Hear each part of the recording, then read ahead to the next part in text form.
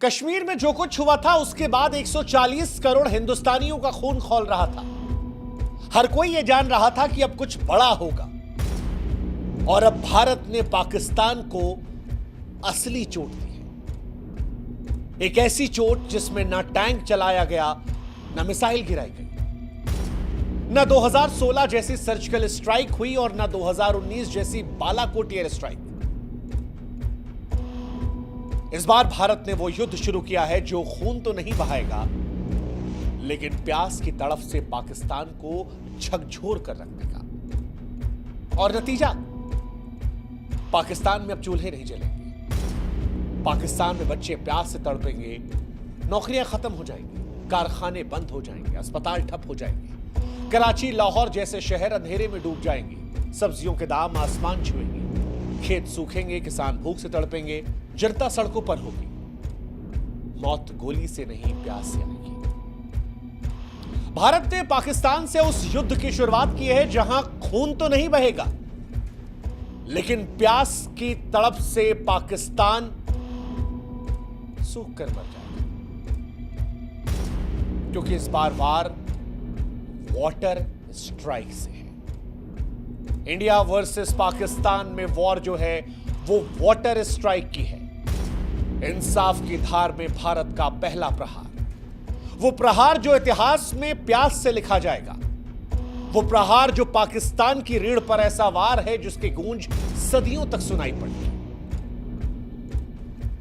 पहलगाम में दरअसल जब पाकिस्तान समर्थित आतंकवादियों द्वारा हिंदुओं का नरसंहार हुआ तो यह भारत के सब्र का आखिरी बिंदु था।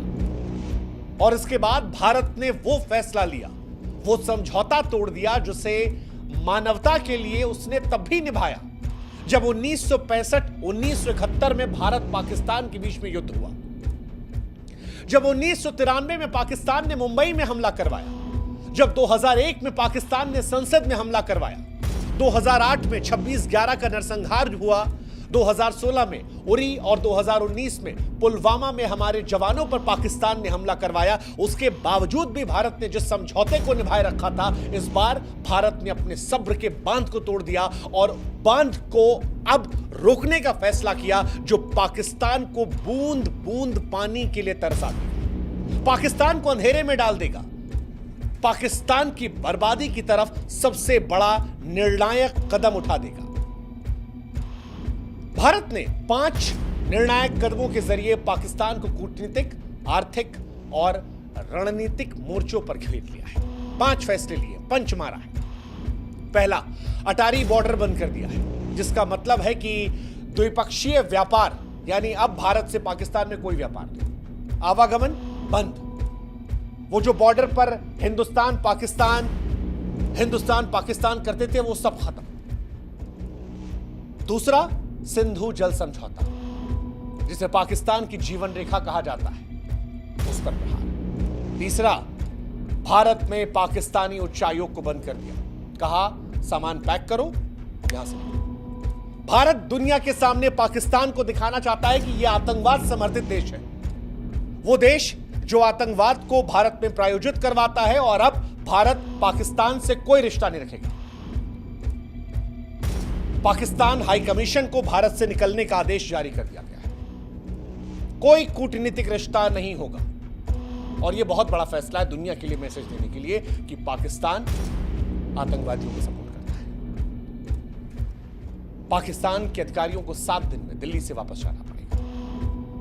पाकिस्तान के जो नागरिक हैं उन पर भी प्रतिबंध लगा दिया गया है। 48 घंटों में उन्हें भारत छोड़ने का आदेश दिया गया है। जितने वीजा थे सब कैंसिल, अब कोई पाकिस्तानी हिंदुस्तान में नहीं आएगा। लेकिन इन सब के बीच सबसे घातक रहा सिंधु जल समझौते का रद्द होना, जिसे वाटर स्ट्राइक कहा जाता है। और यह भारत और पाकिस्तान के बीच में पहले जल युद्ध की शुरुआत है। इससे पहले कि बताएं कि पाकिस्तान बर्बाद कैसे होगा, आपको समझा देते हैं कि सिंधु जल समझौता है क्या। सिंधु नदी और उसकी सहायक नदियां, जिसमें झेलम और चिनाब का नाम है, पाकिस्तान की जीवन रेखा है। ये नदियां 4 देशों से होकर गुजरती हैं और 21 करोड़ से अधिक लोगों की जल आवश्यकताओं को पूरा करती हैं। 1947 से ही इसका विवाद शुरू हुआ था, लेकिन भारत ने तब दिल बड़ा किया और पंडित नेहरू ने साल 1960 में सिंधु जल समझौता किया। वो समझौता जो पाकिस्तान के लिए बेहद फायदेमंद रहा। पाकिस्तान को सिंधु, झेलम और चिनाब नदी का 80% पानी दिया गया। भारत को रावी, व्यास, सतलज का पानी मिला जो टोटल पानी का 20% था। अब यह समझौता पाकिस्तान के लिए लाइफलाइन है। भारत ने, जैसा हमने कहा कि जब तमाम बार तनाव हुए तब भी इस समझौते को ब्रेक नहीं किया, क्योंकि यह समझौता पाकिस्तान को बर्बाद करने के लिए काम था। और अब जब भारत ने यह कदम उठाया है तो पाकिस्तान पर इसके विनाशकारी प्रभाव पड़ेंगे। कैसे, वो हम समझाते हैं। दरअसल पाकिस्तान की 80% सिंचाई सिंधु और इसकी सहायक नदियों पर निर्भर है। पाकिस्तान में खेती करने के लिए जो 93% पानी का उपयोग होता है वो यहीं से होता है, और बिना पानी के पाकिस्तान के जितने खेत हैं वो सब बंजर हो जाएंगे, फसलें नष्ट हो जाएंगी, किसान बर्बाद हो जाएंगे, हताशा नजर आएगी। ये पहली कहानी है। असर क्या होगा?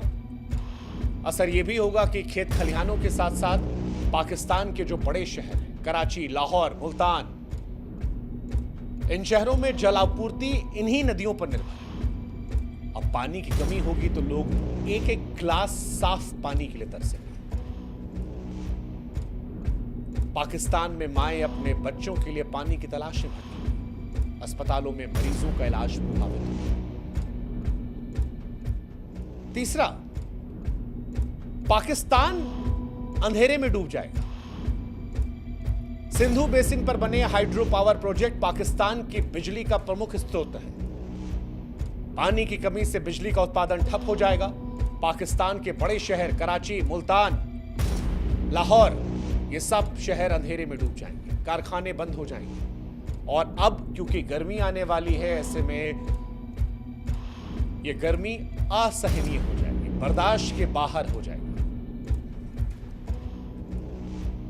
पाकिस्तान वैसे भी बिजली संकट का बहुत सामना करता है। बीते साल भी आए दिन पाकिस्तान में ब्लैकआउट हुआ था। इस साल गर्मी पाकिस्तान को बहुत महंगी पड़ी। खेत खलिहानों में क्योंकि पानी आएगा नहीं, तो पाकिस्तान में फसलों की कमी के चलते अनाज और सब्जियों की कीमतें जो है वो आसमान को छू जाएंगी। पाकिस्तान वैसे भी भुखमरी कगार पर है, लेकिन अब गरीब परिवारों की थालियां खाली रहेंगी, भुखमरी का खतरा मंडराएगा। अब क्योंकि कृषि और बिजली क्षेत्र ठप रहेगा तो पाकिस्तान की अर्थव्यवस्था चरमरा जाएगी, निवेशक भाग जाएंगे, बाजारों में अस्थिरता रहेगी। इसके साथ ही पाकिस्तान में जनसंख्या विस्थापन होगा, क्योंकि जहां जहां ये समस्याएं बढ़ेंगी वहां से आबादी कहीं और जाएगी, और जहां पर जाएगी वहां का सारा सिस्टम डैमेज हो जाएगा। पाकिस्तान की जनता सरकार के खिलाफ विरोध को लेकर सड़कों पर भी आ सकती है। सरकार के खिलाफ पाकिस्तान में नाराजगी बढ़ सकती है, और पाकिस्तान में सरकार को तमाम तरह की परेशानियों का सामना करना पड़ सकता है। पाकिस्तान में बेरोजगारी पहले से कहीं ज्यादा बढ़ सकती है, क्योंकि कृषि और बिजली क्षेत्र से ठप हुआ सब कुछ तो अर्थव्यवस्था चरमराएगी। पाकिस्तान वैसे ही निवेशकों की कमी से परेशान है, और इसके बाद निवेशक भाग जाएंगे, कंपनियां बंद हो जाएंगी, बाजारों में अस्थिरता बढ़ेगी, और पाकिस्तान अलग अलग दृष्टिकोण से बर्बादी की तरफ चला जाएगा। हालांकि क्या ऐसा कल से ही होने वाला है? तो जवाब है नहीं। भारत ने जो ये फैसला लिया है, ये ऐसा नहीं है कि कल से ही पाकिस्तान को बर्बाद कर देगा, क्योंकि कई लोग के मन में सवाल है कि क्या ऐसा फैसला लेने के बाद पाकिस्तान तुरंत बर्बाद हो जाएगा, या बर्बाद पाकिस्तान होगा तो कितना समय लगेगा? इसका जवाब भी हम आपको देते हैं। सिंधु जल संधि टूटने से तत्काल गंभीर नुकसान पाकिस्तान को नहीं है। क्यों नहीं है वो समझाते हैं।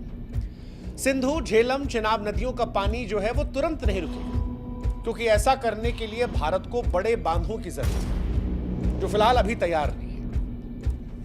इसके अलावा पाकिस्तान के पास तारबेला, मंगल जैसे जलाशय भूजल है, जो कुछ महीनों तक कृषि, पानी, बिजली की जरूरतों को पूरा कर सकते हैं। एक, भारत ने फैसला आतंकवाद के दृष्टिकोण से लिया है, लेकिन पाकिस्तान भी इसके बाद छाती पीटने विश्व बैंक और अंतर्राष्ट्रीय समुदायों के पास जाएगा, मानवता की दुहाई देगा, आवाम को बचाने की अपील करेगा और अंतर्राष्ट्रीय समुदाय के जरिए भारत पर दबाव डलवाने की कोशिश करेगा।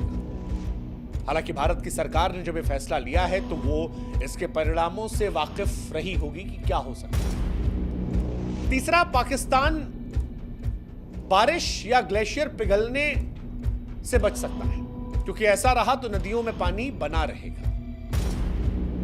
पाकिस्तान जो छोटे छोटे नहरें हैं, जलाशय है, भूजल है, उनका इस्तेमाल करके तत्कालिक तौर पर परेशान नहीं, ये बात सच है। तुरंत खतरा नहीं है पाकिस्तान पर, लेकिन एक सच जो है वो ये कि हर पाकिस्तानी के दिल में भविष्य को लेकर डर रहेगा।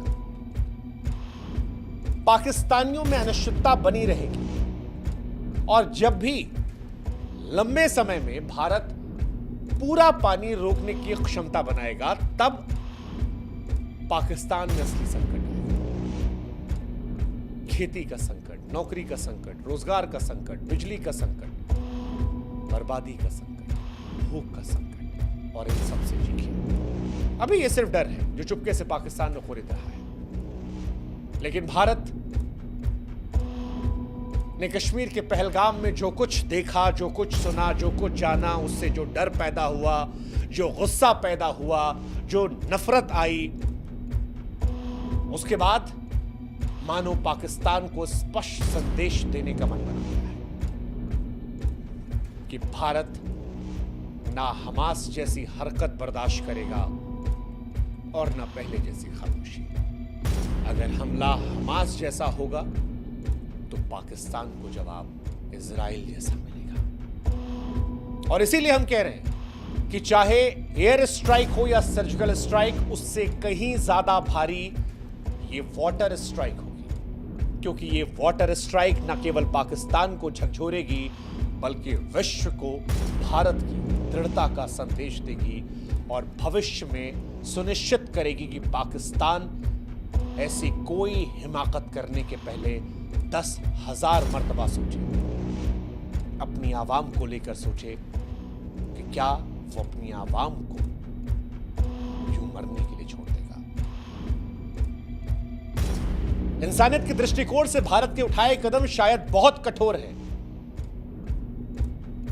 लेकिन वो जो एक मशहूर शेर है कि मुख्तसर सा गुरूर भी जरूरी है जिंदगी में जीने के लिए, ज्यादा झुककर मिलो तो दुनिया पीठ को पायदान समझ लेती है।